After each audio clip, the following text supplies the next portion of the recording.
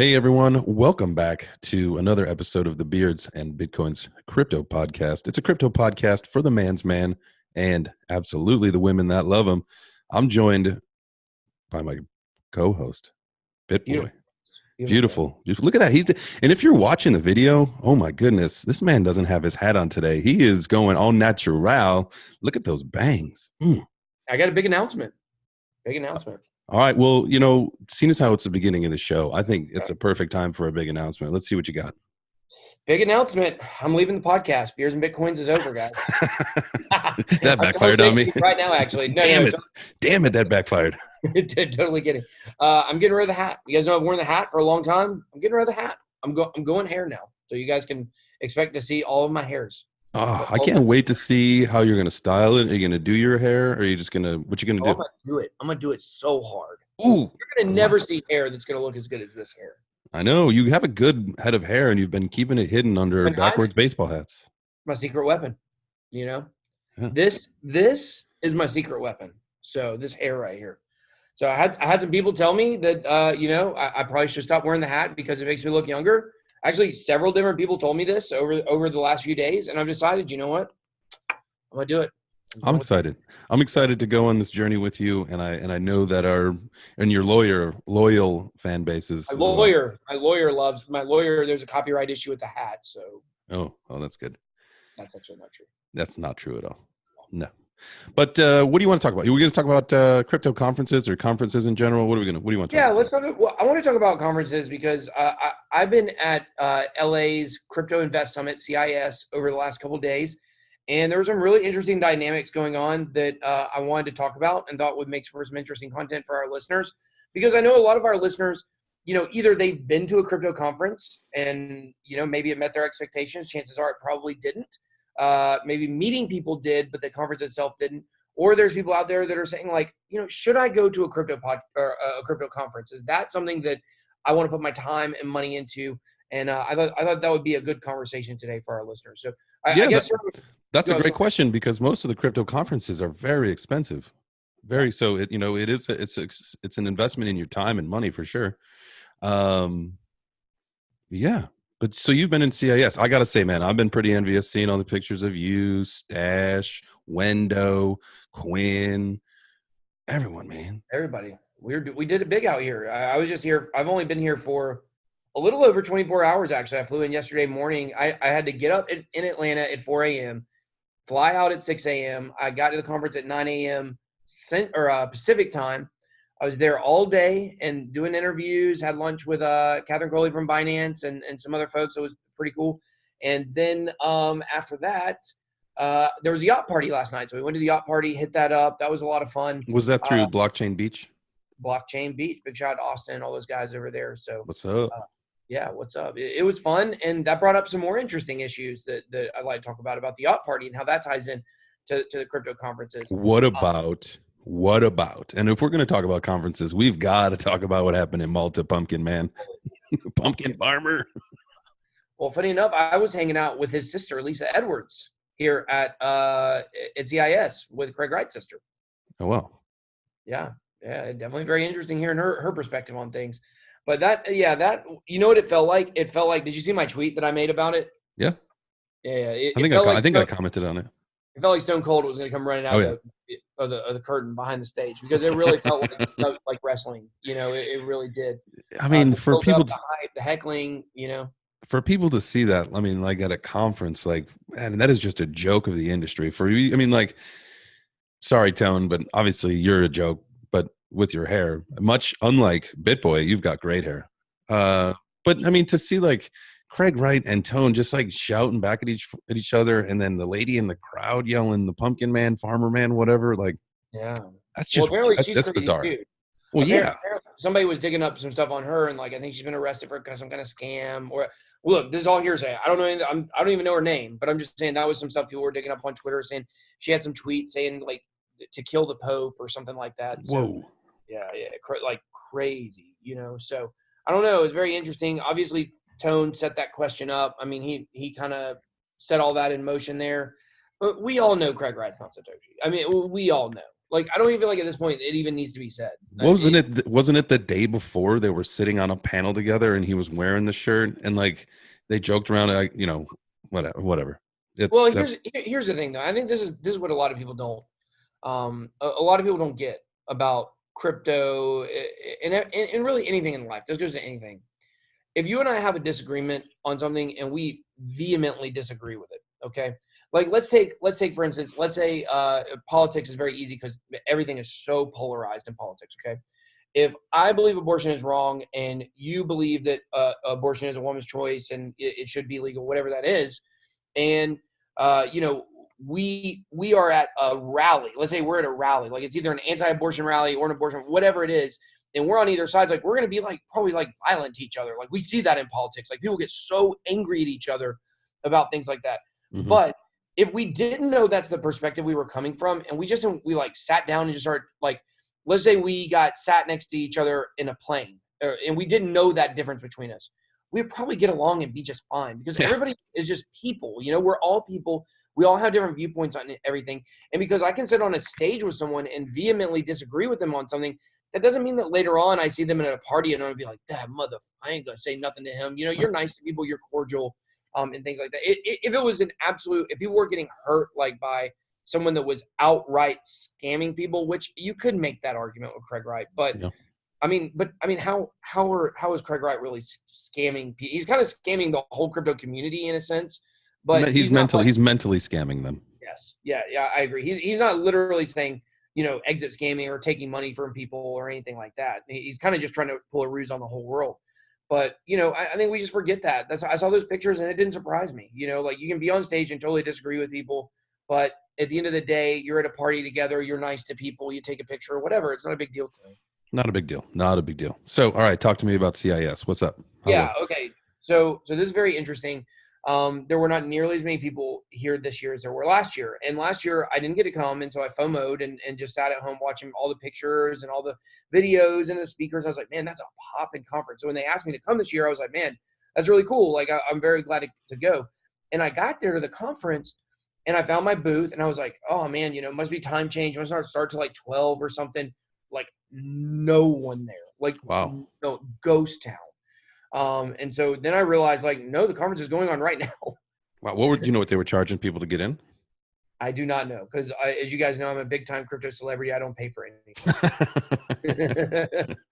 I do get media passes, you know, to go to events and things like that. But, you know, I don't know what people pay for. Yeah. I know World CryptoCon is very expensive, but you know that's one of those things when it comes to what people pay for tickets. That's really, I think, determining, you know, a lot of people not coming. And I think it's very interesting. What is your opinion on conferences? I mean, my opinion probably is multi-layered. I mean, from an attendee to, I've been to probably over 100 conferences in my life, and you know, they were all weird and different in their own regard. For me, it's a good time to connect with the people that I know, because if I'm there, you know, it's for whatever industry, whether it's, you know, in my daily work or if it's in crypto. I mean, I'm there with people that I've been either working with or hanging out with for a long time. So it's always a good place to connect with people that I don't get to see very often, that I've got, you know, common interest with. And so I enjoy that aspect. I'm the social guy. Like, I'd like to go out just like you are, you know, I like to go out. Party time. Yeah. I like to go have fun with the crew and the people that you only get to see a few times a year. For me, it's a good time. And I enjoy that. You know, I don't particularly care. Yeah, baby. I don't really care for, now should say this carefully. I don't attend many sessions. I have, I have attended sessions. It has to really pique my interest for me to want to sit there. Or be, you know, a good speaker. But I mean, all in all, long story short, yeah, I enjoy conferences. What's the best thing you ever got out of a conference? I mean, besides business? That's a good question. That is a good question. The best thing I ever got out of a conference, is business. Oh, it is? Make that cheddar. Oh. Yeah. So that was a loaded question that went over my head for just a second. The best thing that That I was like ever, 30 seconds, yeah, okay? yeah, yeah. Well, I figured it out. You didn't have to say anything. But so the best thing that I ever got in a conference was linking up with you, meeting you in Chicago at the Voices of Blockchain Yeah. 2018. Yeah. Yeah. Wow. We're Yeah. almost in 2020. I've known you for a while. That's something I want to bring up because obviously we met at that conference. I had lost some stickers. Somebody stole a bag from me, and you met me at that time. And who would have known that all these, podcasts later, we'd still be looking for that bag. But the thing is that that was like an absolutely huge destiny meeting right there. Oh, yeah. We were at that conference at the same because if it was not for that conference, I don't even know if we'd ever meet each other in real life. No, absolutely. And I didn't even, it was funny. I was just, I was working for the exchange that I used to work for at that time. And I happened to just be in Chicago. And I think I was scheduled to leave like on that Friday. But then my mom's like, hey, stick around. There's a blockchain crypto conference happening at Navy Pier. Would you go with me? I was like, yeah, 100%. Because she was getting into Bitcoin and crypto at that time. So I was like, yeah, mom, of course. Like, that's my life right now. You're interested? Let's go. So I changed my flight, and my brother and my mom and I spent the weekend but met you there. So I never knew that part of the story. I wasn't even supposed to go, and at the last minute, I stuck around in town, man. So that was Just our love story just gets deeper ooh. all the time. Listen, I mean, it's like when Seth MacFarlane overslept and didn't get on his 9/11 plane. It changed his whole life. Huh. Did you know that story? I don't think I did. Do you know who Seth MacFarlane is? Yeah, of course I do. What do Creator you think I Family live? Guy? What do you think I live under a rock? I don't know. I mean, I don't know. I don't watch Family Guy. I mean, I I don't. used to when I was I don't. younger, but I don't watch it, but I do know who he you know who is. he So is. it was Yeah. good. Well, he was supposed to be on one of the 9/11 planes. Dang. On the way to New York. Yeah, him and I think Donnie Wahlberg or not Donnie Wahlberg, Mark Wahlberg also was supposed to be on one, Oh and wow. Could you they imagine both losing? missed their flights. Could you imagine losing Marky Mark? I mean, the Funky Bunch is already gone, I think, but not Marky Mark. Not Marky Mark. I mean, he's He's done cool. some great movies. Thank God for that. I guess his family likes he lived too, but but yeah, Seth MacFarlane, he overslept, and then he still got there. He missed it by like 10 minutes. Fell asleep in the airport and woke up waiting for the next flight, and he woke up to everything happening on the news. He's like, "You got to be kidding me! It's crazy." So That's yeah, crazy. I didn't know that. yeah. You look it up. He's done some interviews about it and stuff like that. But the whole point is that it was a destiny meeting for us, and we Yeah, made it. sure was. We made it happen, and now look at all the things that have happened from that conference. Now, granted, as I mentioned, I get and I know you do. Like, we get passes to conferences, so we don't have to pay the amount that other people are paying. However, the value that I took out of going to that conference and meeting you, like, it has been immense. I mean, mediocre. I'd call it like more XRP than Bitcoin, but Shots fired. yeah, shots fired. And it's been absolutely huge. And I looked at some relationships I made while I was out here over the last 24 hours that are going to be really huge for me going forward, I believe, and things like that. So, I talked to somebody last night at the yacht party, which interestingly enough, the yacht party actually, I feel like, had more people than the conference. Oh, really? Yeah. I think there were like 300 people there, and I felt like I don't know if there were 300 people at the conference. It was close. Now, I don't know day one. I wasn't there for day one. Day one was a little more crowded, but day two, I would say there were definitely more people at the yacht party than there were at least in terms of just attendees. Mm-hmm. Attendees for 100%. There were more people on the yacht party. If you count the exhibitors and the speakers, I don't know where those numbers would lie. But I talked to somebody last night at the party at the very end, and I said, "Oh, so this is your first crypto conference?" And they're like, "Yeah, this is our first crypto conference." And I said to them that I asked them, I said, what did you get out of going to the conference this week? And they said, oh, well, we didn't actually go to the conference. We're from Orange County, and we came up here because we knew this was going on. So we went to Wendy's event. They went to the yacht party. They did all the side events. They might have even went to the convention center, but they didn't go to the conference. The reason is, I said, why? They said, we're just here to network, and we can network at these other events. We don't have to actually go to the conference. And I think that speaks a lot to the fact that a lot of these people that go to conferences a lot, like not the influencers or the speakers, but like attenders, they've already been to conferences before. And if they are going to network, Mm-hmm. then they're not going to pay the conference price amount when they know there's another way that they could network. Now, when Bitcoin comes back and we get back to all-time highs and excitement starts coming back, and then a bunch of new people come into the space, they'll be willing to pay those prices again. But people Right. that have been in for a long time, they're just not.